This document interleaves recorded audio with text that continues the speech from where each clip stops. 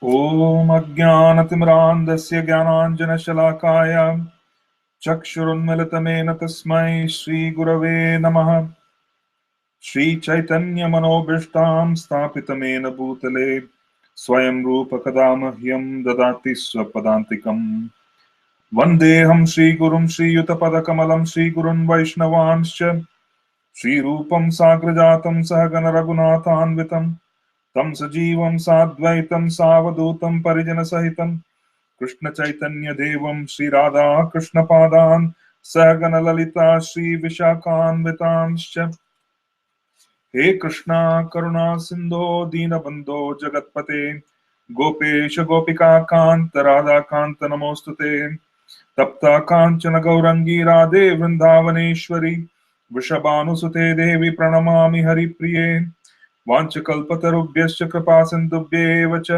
पतितानां पावनेभ्यो वैष्णवेभ्यो नमो नमः श्रीकृष्ण चैतन्य प्रभो नित्यानंद श्री अद्वैत गदाधर श्रीवासादि गौर भक्तवृंद हरे कृष्ण कृष्ण कृष्ण हरे हरे हरे राम राम राम हरे हरे कृष्ण कृष्ण कृष्ण हरे राम राम राम हरे कृष्ण कृष्ण कृष्ण हरे राम राम हरे नमो नमो अनिरुद्धाय हृषिकेश इन्द्रियात्मने नमः परमहंसाय पूर्णाय निवृत्तात्मने स्वर्ग अपवर्ग द्वाराय नित्यं शुचि सदे नमः नमः हिरण्यवीर्याय चातुर्होत्राय तान्तवे Hare Krishna. So we are continuing our discussion of the first canto, 8th chapter from the previous session. And we covered quite a few verses. We just want to give a little bit of an overview of what we have been doing in the previous session. And this would allow us to conclude the 8th chapter today. So the 8th chapter of the Srimad Bhagavatam is in reality the 7th and 8th chapter, as we mentioned earlier, are very critical chapters because the 7th and 8th chapters are in reality the stage in Srimad Bhagavatam when the glories of the Lord are being proclaimed. In other words, the glorification of Krishna and Krishna Katha begins. And in the beginning of Srimad Bhagavatam, which is the 7th and 8th chapter, we also see the conclusion of the Mahabharata.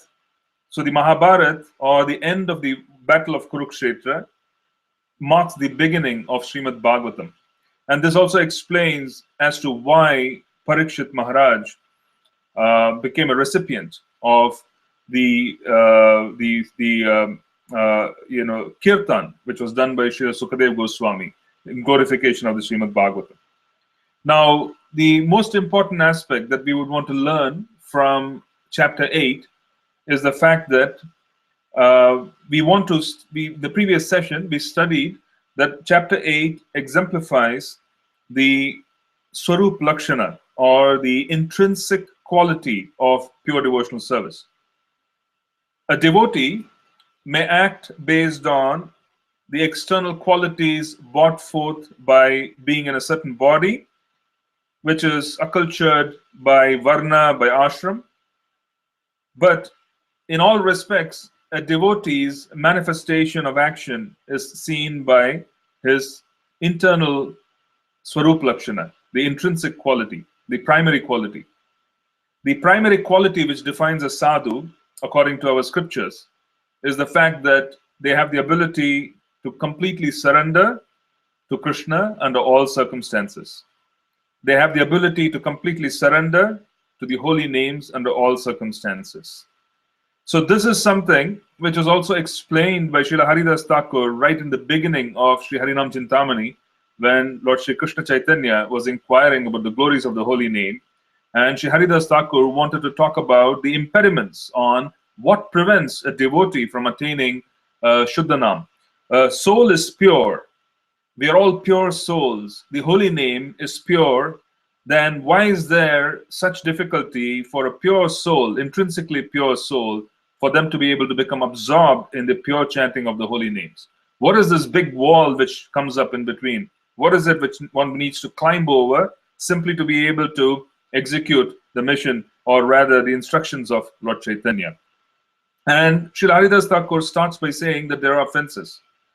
There is aparad, which divides one from being able to chant the pure name. So that's the first wall, the invisible wall which has to be climbed over, is the wall of offenses. And the first offense which is being spoken of is sadhu ninda. Then the definition of sadhu arises. As to who is a sadhu, how do we recognize a sadhu? The primary recognition of a sadhu is the ability of the sadhu to surrender himself or herself. And this is the Swarup Lakshana. Now, the external manifestation, or rather, the sadhu might be situated in a certain ashram, they could be in a certain kind of body, they could be in a certain kind of varna, and that might prompt some external behavior. That external behavior is not our barometer for judging the sadhu's sense of connection to Krishna. The barometer for judging the sadhu's sense of connection to Krishna is the internal barometer of being able to always, under all circumstances, take shelter of the holy name, take shelter of Krishna.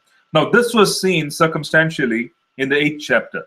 In the 8th chapter, just as in the 7th chapter, we saw the circumstance. It was quite unusual. The unusual circumstance was all the 5 sons of the Pandavas are murdered by Ashwatthama. And even though the 5 sons of the Pandavas were murdered by Ashwatthama, ultimately when Arjuna captures Ashwatthama and brings him over to Draupadi, Draupadi's intrinsic quality comes forth. Her intrinsic quality of being able to tolerate and being able to forgive and being able to act at a higher principle comes forth, even though such a grievous injury and crime has been committed toward her by Ashwatthama. He killed, she's the mother who has just lost her children.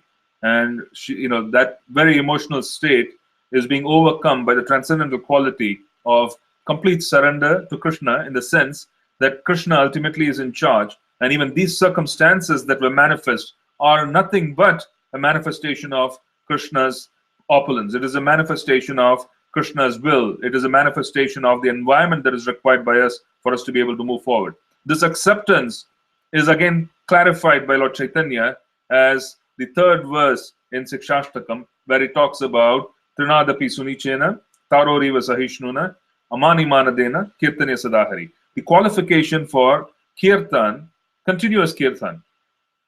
Kirtanya Sadahari is Manmanabhav Madbhakto Madhyajivam Namaskuru. Continuous Kirtan. Continuous Kirtan is possible when someone has attained Krishna Prema, when they have fallen in love completely with Krishna. And that is possible through the process of Trinadapi Sunichena. So the process which has to be followed for us to attain Shuddhanam, for us to be able to attain Krishna Prema, is Trinadapi Sunichena. And that process of Trinadapi Sunichena entails and is being demonstrated by Draupadi, where she is able to accept, Draupadi and her husbands, the Pandavas, they're able to accept in many ways the environment being imposed upon them. And after accepting that environment, they still do not lose any faith. They are completely surrendered to the will of Krishna, despite the fact that the environment which was imposed upon them is extraordinarily complex. Then the 8th chapter, we see one more disaster befalling them. The second disaster which is befalling this family of devotees is the fact that Ashwatthama fires the Brahmastra weapon, which is being directed towards the womb of Uttara, who is carrying a Parikshit Maharaj in the womb. So she goes crying out to Krishna saying, "Save me, save me." Save me in the sense that it is okay if my body is harmed, but I do not want my my child to be harmed. So she's seeking protection for the unborn child, child who is Parikshit Maharaj, the future of the lineage of the Kurus, the Pandavas. And this is a second calamity which is befalling them. The point which we're trying to make here is that we would have to understand the circumstances of exalted devotees as being very different from everyone else. Number one, yes, there are primary reasons for the children of the Pandavas to be slain. But the experience of grief by the Pandavas, or the suffering as evidenced by us in the Mahabharata, in the 1st chapter of the Bhagavad Gita, the suffering which Arjuna undergoes, all of this is not due to karmic reactions. We have to understand that the pure devotees of the Lord do not go through karmic reactions. They go through experiences. And those experiences are accepted by them fully as arranged by the Supreme Lord. It is arranged by Yogamaya. It is not arranged by Mahamaya. If the circumstances of karma are arranged by Mahamaya, then there would be great grief, there would be despondency, and to the point where they become dysfunctional. Since these circumstances are being arranged by Yogamaya, these circumstances for the pure devotees of the Lord are being arranged by Yogamaya, those circumstances themselves are not to be seen in the same manner as mundane suffering. Who is to say or comment on the suffering of Srila Haridas Thakur? Can anyone say that Haridas Thakur being beaten up in 22 marketplaces when he was chanting the pure names was karma? No, there was no karma left. He was a liberated soul. He was completely liberated. That is why he was able to chant 24/7. Then why was he beaten up in 22 marketplaces by the Muslims? Why was he taken out in the marketplace and beaten up in 22 marketplaces with their, where they really tore into his flesh and caused such injury to him? Was that, in the sense that, all the lashes obviously should have been done there, was that something which is a part of his karmic reaction? The answer is no. So we do not really want to look at the lives of devotees, especially those who are elevated, and start thinking that they are going through their karmic reactions. So we have to understand that these are not karmic reactions, but are experiences.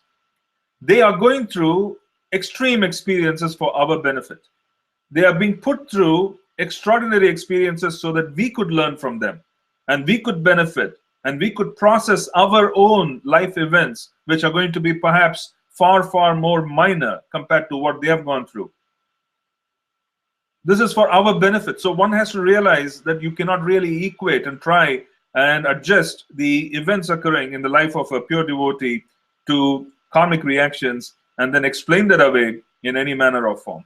It should not be done. It is something which we should understand from a higher level, where we understand that they are not going through karmic reactions. They are going through experiences.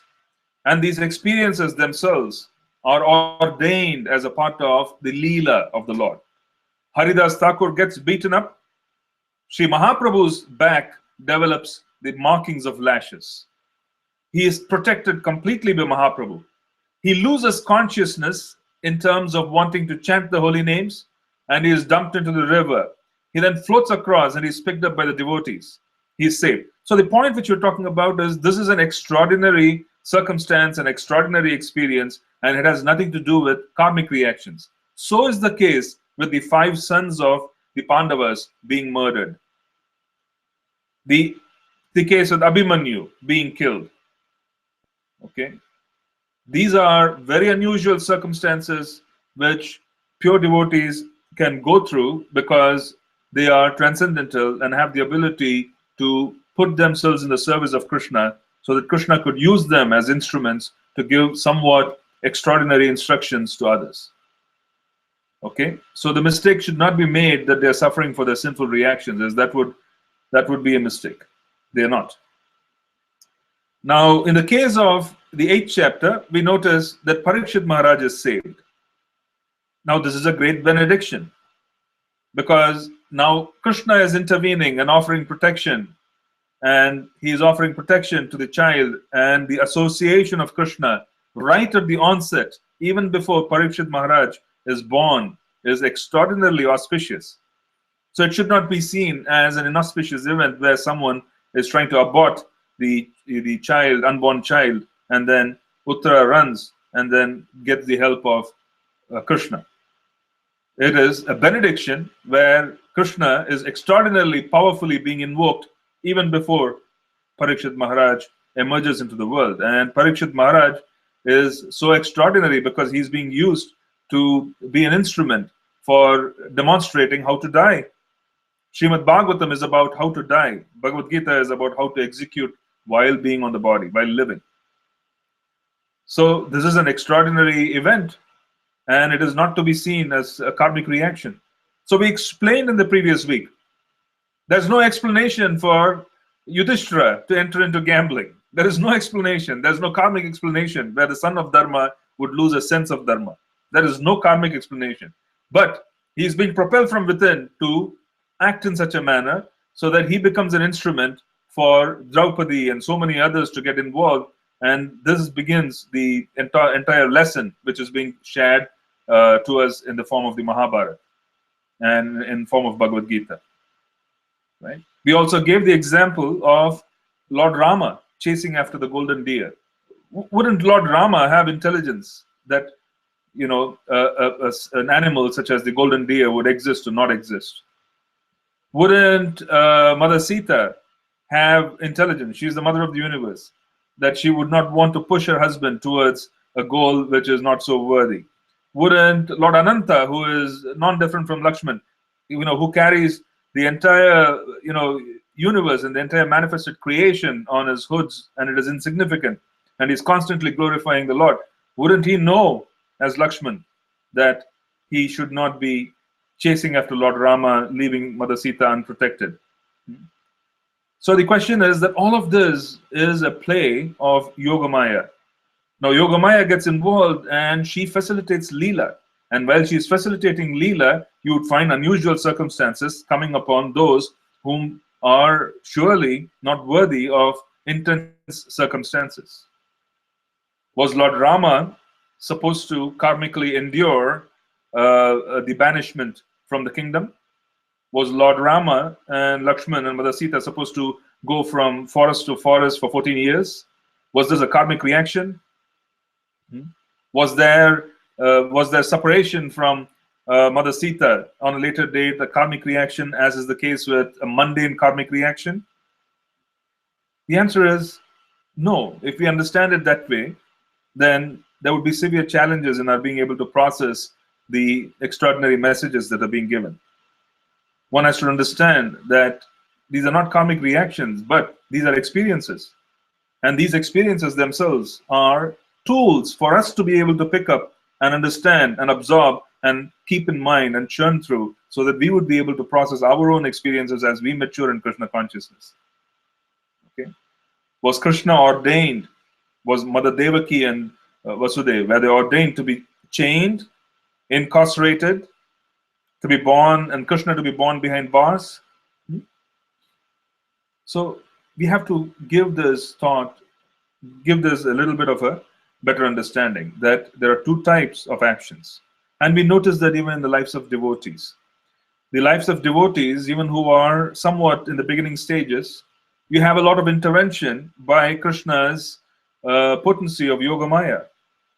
And many, many events which are direct results of karma manifest themselves as events that bring the devotee closer to Krishna. So she intervenes and then makes an arrangement of bringing Sambandha, bringing the devotee and Krishna closer and closer to each other, to facilitate, because there's a desire in the heart of the devotee of wanting to come closer to Bhagavan, and she is facilitating that, being a servant. Right? She is facilitating all of that. So that is the case with even devotees in the beginning stages. So what to say of the advanced souls who have direct association of the Lord, or who are contemplating on the Lord, who have direct relationships and they are eternal servants? What to say of their lives? Was Jesus ordained? Was he a sinful man that he should be crucified? I don't think so. No, that's not the case. Right? That's not the case. That was again a demonstration of being able to accept the will of the Lord under all circumstances and being able to accept it.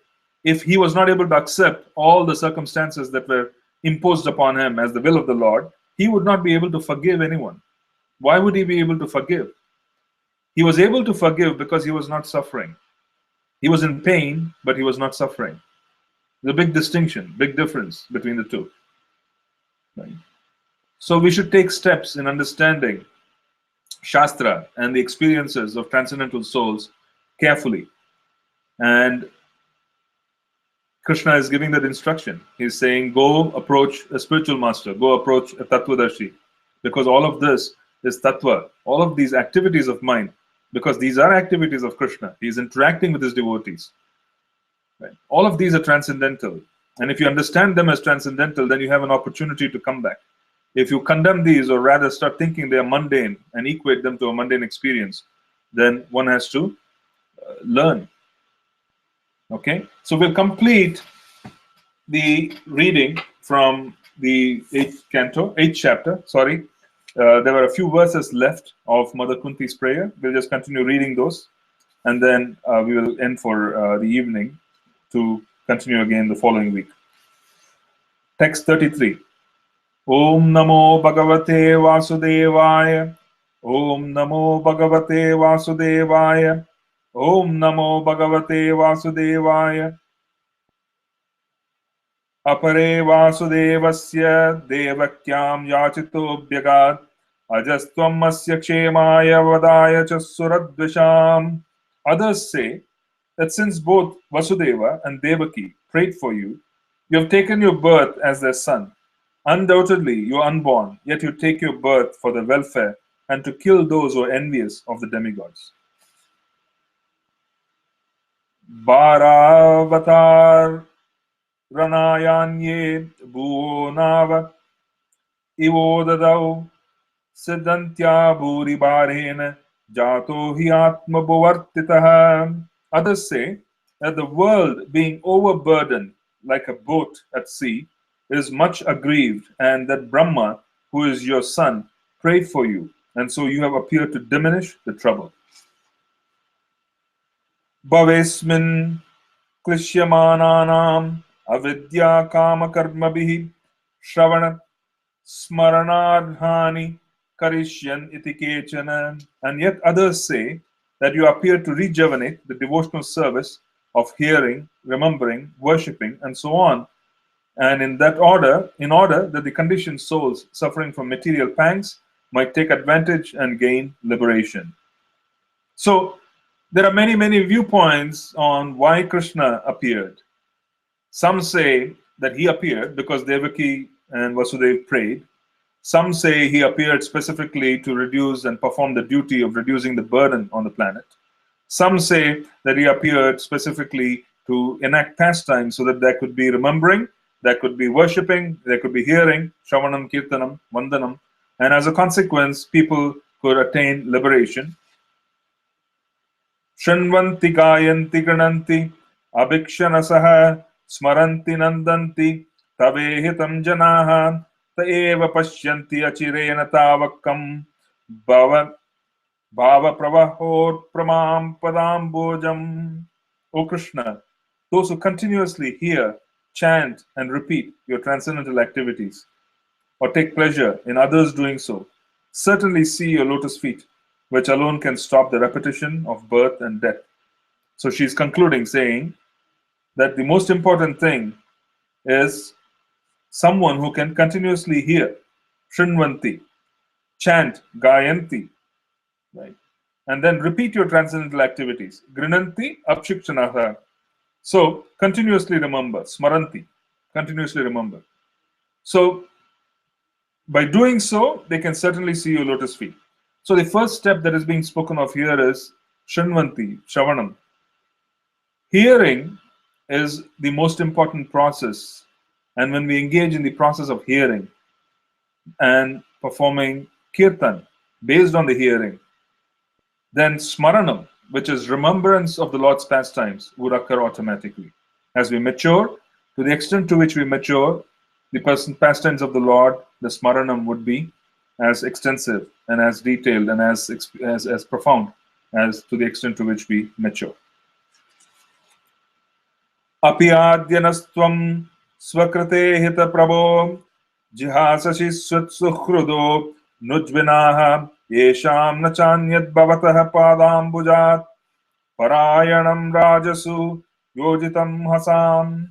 O my Lord, you have executed all duties yourself. Are you leaving us today?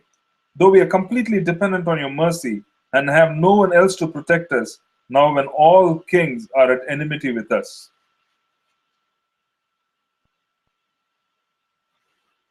So she is again perplexed that Krishna could be leaving them in separation. Kevayam nama rupabhyam yadubihi saha pandavaha bhavato darshanam yahi rishikanam iveshutu.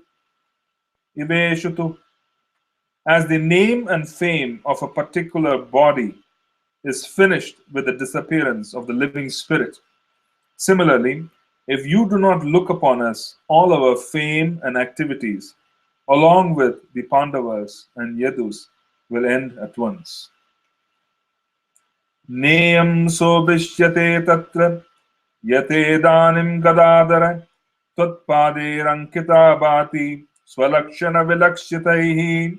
O Gadadara, Krishna, our kingdom is now being marked by the impressions of your feet, and therefore it appears beautiful. But when you leave it, it will no longer be so. Ime janapadaha sviddaha supakvausadi virudaha vanadrinadi udanvanto hi edante tava vikshitaihi. All these cities and villages are flourishing in all respects because the herbs and grains are in abundance. The trees are full of fruits. The rivers are flowing. The hills are full of minerals and the oceans full of wealth. And this is all due to your glancing over them. Ata vishvesha vishvatman vishvamurte swakeshu me sneha pasam imam chindi dradam pandusu vrishnisu. O Lord of the universe, soul of the universe, O personality of the form of the universe, please, therefore, sever my tie of affection for my kinsmen, the Pandavas and the Vrishnis.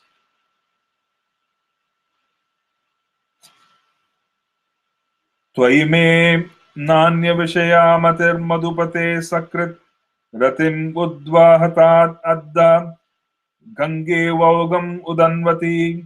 O Lord of Madhu, as the Ganges forever flows to the sea without hindrance, let my attraction be constantly drawn onto you without being diverted to anyone else. These are prayers by Mother Kunti for pure devotional service.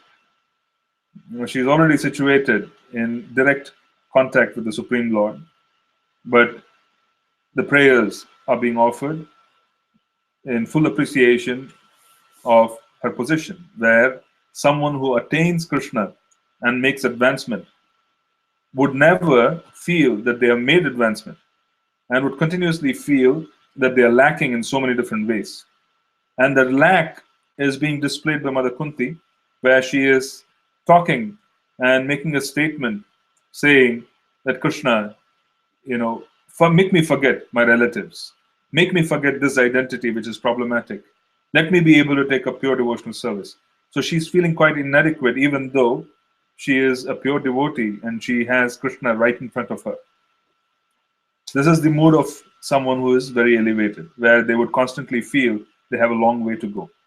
Sri Krishna Krishna Saka Vrishni Rishabhavani Drug Rajanyavamsa Dahananapavarga Virya Govinda Godvaja Surarati Haravatara Yogeshwara Kela Guru Bhagavan Namaste. O Krishna, O friend of Arjuna, O chief amongst the descendants of Vrishni, you are the destroyer of those political parties which are disturbing elements on this earth. Your prowess never deteriorates. You are the proprietor of the transcendental abode, and you descend to relieve the distresses of the cows, the brahmanas, and the devotees. You possess all mystic powers, and you are the preceptor of the entire universe. You are the Almighty God, and I offer you my respectful obeisances. Sutta uvacha pratayetam kalapadaihi parinuta kilodayah mandam jahasa vaikunto mohayan eva mayaya. Sutta Goswami said, the Lord, thus hearing the prayers of Kunti Devi, composed in choice words for his glorification, mildly smiled. That smile was as enchanting as his mystic power. Tam badam iti upamantraya pravishya gajasavayam striyascha swapuram yasyan premna rajna nivartitaha. Thus accepting the prayers of Srimati Kunti Devi, the Lord subsequently informed other ladies of his departure by entering the palace of Hastinapura. But upon preparing to leave, he was stopped by King Yudhishthira, who implored him lovingly. Vyasadhyerishwaragyanaihi krishnenadbhuta karmana prabodhito pritihase na buddhyata sucharpitaha. King Yudhishthira, who was much aggrieved could not be convinced despite instructions by great sages, headed by Vyasa and Lord Krishna himself, the performer of superhuman feats, and despite all historical evidence. He could not be convinced. He was not convinced because he was not able to convince himself that such a heavy price was paid and there were certain results. He was not convinced that the results themselves were quite, welcome because of the extraordinary price that was paid in terms of the death of so many people. That was a soft-hearted nature. Aharaja dharmasutas chintayan suhurdam vadam prakirtenatmana vipraha snehamoha vasam gataha. King Yudhishthira, son of Dharma, overwhelmed by the death of his friends, was aggrieved just like a common materialistic man. O sages, thus deluded by affection, he began to speak. So Srila Prabhupada writes right in the beginning, King Yudhishthira, though he was not expected to become aggrieved like a common man, became deluded by worldly affection by the will of the Lord, just as Arjuna was apparently deluded. So this is not because he was conditioned. He was deluded by the will of the Lord for our benefit. Aho me paschattat jnanam hridi rudam duratmanah parakyasya dehasya bhakvyo me kshohinirhata. King Yudhishthira said, O my Lord, I am the most sinful man. Just see my heart, which is full of ignorance. This body, which is ultimately meant for others, has killed many, many phalanxes of men. Phalanxes is Akshahuni, Chaturhuni. They have this number of count of chariots, cavalry, infantry, and so on. And he is making a statement here saying, Bhakvyo me shaunir hataha. Many were killed. Balad Dvaja Suhran Mitra Pitrabhatir Gurudruaha Nameshyan Nirayan Moksho Hi Api Varshayuta Yutaihi. I have killed many boys, brahmanas, well-wishers, friends, parents, preceptors, and brothers. Though I live millions of years, I will not be relieved from the hell that awaits for me for all these sins. Naino Rajnyaha Praja Bratur Dharma Yuddhe Vadodvisham Iti me natu bodhaya kalpate shasanam vachah. There is no sin for a king who kills for the right cause, who is engaged in maintaining his citizens. But this injunction is not applicable to me. This is humility. He's saying there is no sin for a king who kills for the right cause, who is engaged in maintaining his citizens. But this injunction is not applicable to me. He is saying, I'm not righteous. Strinam maddatat bandunam droho yoswava ihotitah karma birgraha mediyir naham kalpo vyapohitum. I have killed many friends of women, and I have thus caused enmity to such an extent that it is not possible to undo it by material welfare work.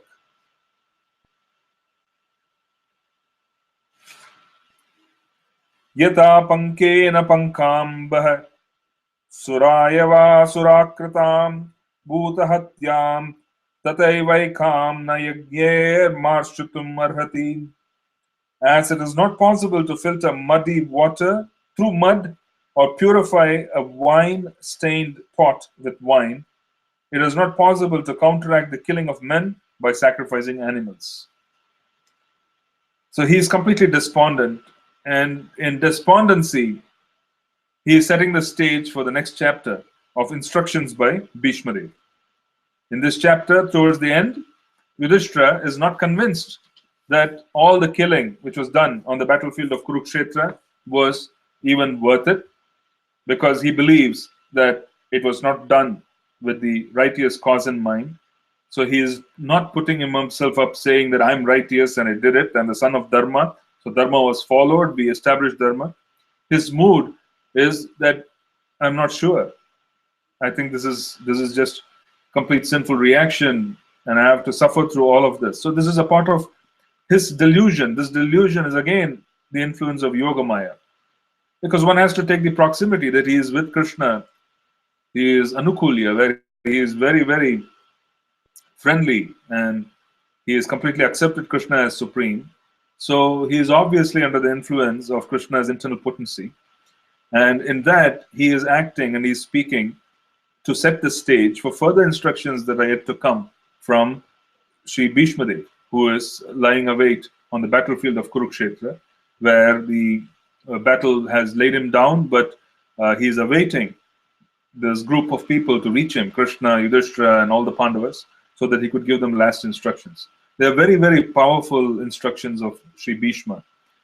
Great instructions, in fact, extraordinarily powerful, potent instructions, which are very, very applicable and useful for those of us who are wanting to execute our duties in the world. Okay, so we conclude the 8th chapter, and in conclusion of the 8th chapter, we see several instances of the exalted devotees of the Lord, such as Mother Kunti, Yudhishthira, putting themselves down temporarily. They are not feeling that they are exalted. The son of Dharma does not feel that he has acted in a dharmic way. The Mother Kunti, who always is accompanied by Krishna, who is always with Krishna, and rather she is an exalted personality, she doesn't feel that she is exalted, or she feels that there's a lot to go, where she has so many different attachments, and she's begging Krishna to relieve her of those attachments so that she could concentrate on pure devotional service.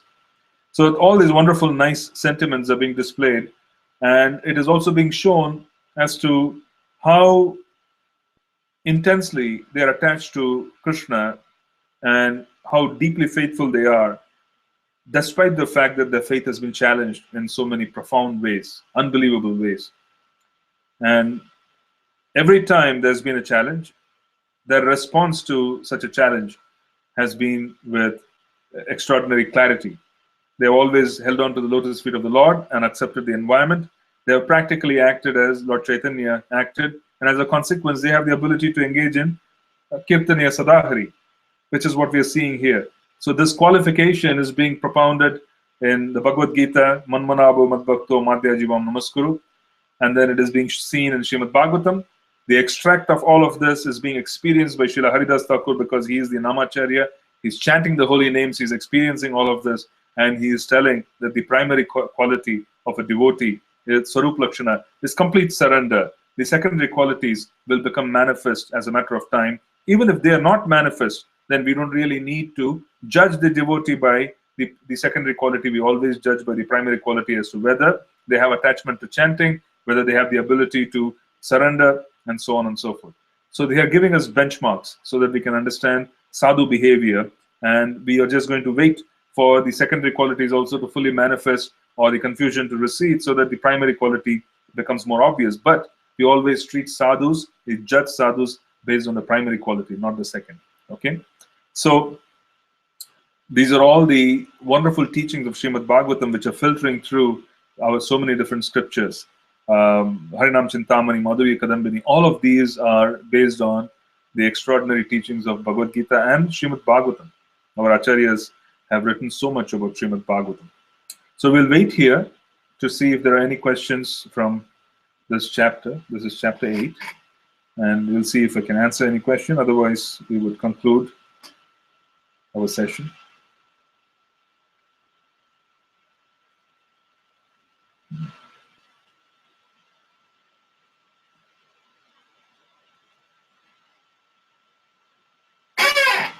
Can you explain when you said that great devotees feel pain, but they're not suffering? Suffering is due to mind, then what is the pain that they experience? Okay. See, there is a distinction. Pain, yes, pain is a condition which is experienced by the body. It can also be experienced by the mind. But the extent to which one identifies with such body and such mind, to that extent to which they suffer. So suffering is very distinct.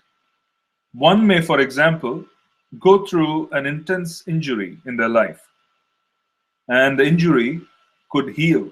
say for example, sorry, in the injury could get operated upon. The doctor could treat such an injury. They could give some medication, and then the injury or the wound seals itself. But they may continue to suffer on account of it. I have known several people who get injured, and that injury itself gets cured, but they continue suffering many, many years after such an incident, even though there is no pain. So pain may exist, but there may be no suffering. Pain may go away, but suffering may continue. So suffering is a matter of the identification with the body, while pain is simply an experience. So for example, the mother, a very good example. Every woman who wants a child is also aware that the process of childbirth can be quite painful. And even though it is known that the process of childbirth could be painful, they still look forward to the birth of the child. They still look forward to having a child.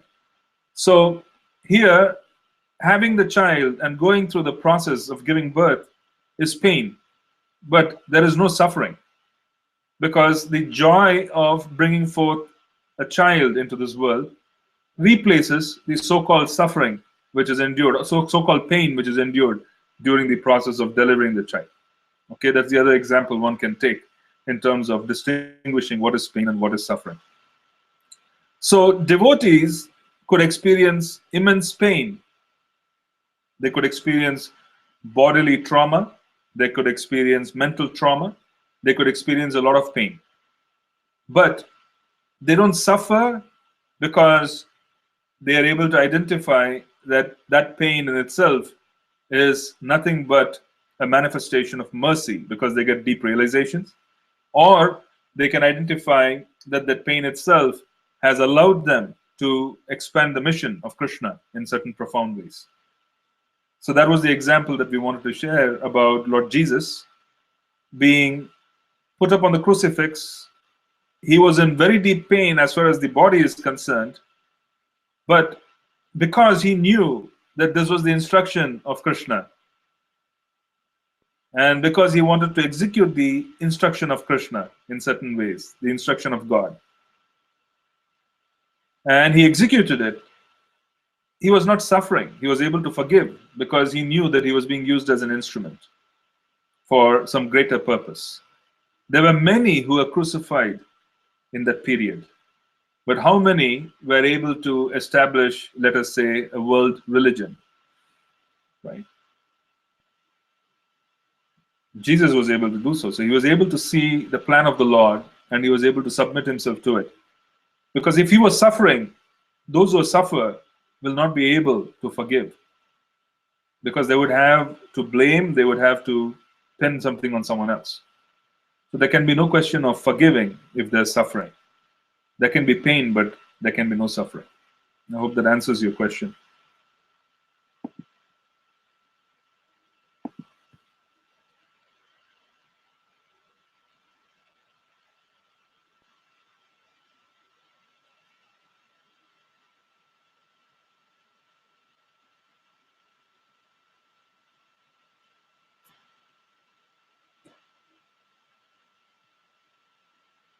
You're welcome.